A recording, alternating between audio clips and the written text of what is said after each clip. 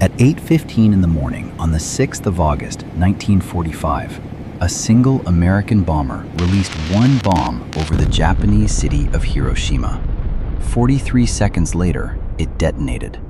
In the first second, the temperature at the point of detonation reached several million degrees, hotter than the surface of the sun. In the first minute, 80,000 people were dead. In the first hour, the city of Hiroshima had ceased to exist. What happened that morning was not the largest battle of the Second World War. It was not the longest campaign or the most complex operation. It was one bomb, one city, one moment. And it changed the nature of war and of human civilization permanently and forever. Nothing in the history of human conflict had ever killed so many people so quickly with a single weapon. Nothing since has come close. The question it left behind, whether it was right, has never been answered. It has only grown harder with every passing decade. This is the full story of that morning. Why the bomb was built, why it was used, and what it created that can never be undone. If you enjoyed this, a subscribe, bell notification, or comment means the world.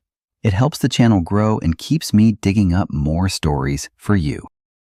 In August 1939, 6 years before the bomb fell on Hiroshima, the physicist Albert Einstein signed a letter to President Roosevelt, warning him that Nazi Germany was pursuing a new kind of weapon, one that used the energy released by splitting the nucleus of a uranium atom. The energy released would be vastly more powerful than anything previously known. A single bomb of this type, Einstein warned, might destroy an entire port and the surrounding territory. Roosevelt acted immediately. What followed was the Manhattan Project, the most expensive, most secretive, and most consequential scientific undertaking in human history.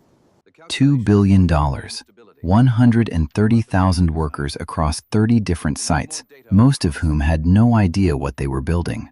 3 years of work at the absolute frontier of human knowledge. On the 16th of July, 1945, in the desert of New Mexico, they got their answer. The test explosion at Trinity Site was visible from 150 miles away. J. Robert Oppenheimer, watching the fireball rise, remembered a line from Hindu scripture. "Now I am become death, the destroyer of worlds." What they had built would end one war and begin an era that has not ended. The scientists who built it celebrated that night. Some of them spent the rest of their lives trying to understand what they had done. By the summer of 1945, Germany had surrendered. But in the Pacific, Japan was not surrendering. American forces had been fighting island by island toward the Japanese mainland for 3 years, and each island had cost more than the last. Iwo Jima, 6,800 Americans dead. Okinawa, 12,000 Americans dead, over 100,000 Japanese dead. And Okinawa was not the mainland. The American military's planning for the invasion of Japan estimated between 250,000 and 1 million American casualties. Japanese military planners expected 10 million Japanese deaths. Harry Truman had been president for less than 4 months. He had not even known the Manhattan Project existed until Roosevelt died. His advisors were divided. Some argued for a demonstration, some for a warning. Some argued the bomb should never be used on civilians. Truman considered all of it. On the 25th of July, he gave the order. There would be no demonstration, no warning. The bomb would be dropped on a city. The city chosen was Hiroshima. It was a city of 340,000 people. It had not been heavily bombed before, which was part of the reason it was chosen. A clean target, a clear result. At 2:45 in the morning on the 6th of August, the B-29 bomber Enola Gay took off from Tinian Island carrying a uranium bomb nicknamed Little Boy. At 8:15 and 17 seconds, the bomb was released. 43 seconds later, it detonated at just under 2,000 feet above the city center, the altitude calculated to maximize destruction. The fireball reached several million degrees. The blast wave traveled outward at 2 miles per second. Within 1 mile of the detonation point, everything was destroyed. Within 3 miles, everything was on fire. 80,000 people died in the first moments, vaporized, crushed, or burned alive where they stood. By the end of 1945, the death toll reached between 90,000 and 166,000. The uncertainty in that number is itself a measure of what happened. The city of Hiroshima, home to 340,000 people, had been effectively erased in less than a minute. Survivors later described seeing people's shadows burned permanently into stone walls, the only trace left of human beings who had been standing there a moment before. Japan did not surrender after Hiroshima.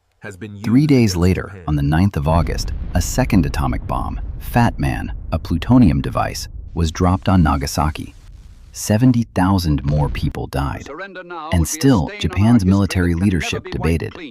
What finally broke the deadlock was not the second bomb, it was the Soviet Union. On that same day, the Soviet Union declared war on Japan and began advancing into Manchuria with over 1 million soldiers. Japan had been hoping the Soviets would remain neutral and mediate a peace. That hope was now gone. On the 15th of August, Emperor Hirohito addressed the Japanese people by radio, the first time most had ever heard their emperor's voice. He did not use the word surrender. He said Japan must endure the unendurable. On the 2nd of September 1945, on the deck of the USS Missouri in Tokyo Bay, Japan signed the instrument of surrender. The Second World War was over. The American soldiers who would have died invading Japan did not die. Whether that calculus justifies Hiroshima and Nagasaki is a question that has been debated for 80 years without agreement. The survivors of both cities, the Hibakusha, as they came to be known in Japanese, spent their lives carrying that question in their bodies and their memories. What does Hiroshima mean? It means that for the first time in human history, a single weapon carried by a single aircraft released in a single moment could destroy an entire city and kill 100,000 people. It means that the decision to use such a weapon now sits permanently in the hands of a very small number of human beings, whose judgment may or may not be equal to the weight of that responsibility. Within 4 years of Hiroshima, the Soviet Union had its own atomic bomb. By 1960, both superpowers together had enough nuclear weapons to destroy human civilization several times over.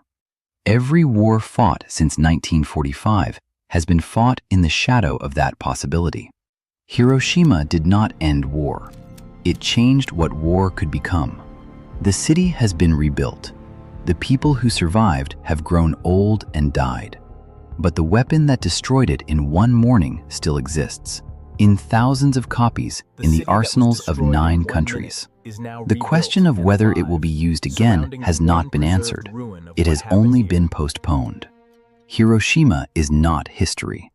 It is a clock that has been running for 80 years, and no one has found the switch to turn it off.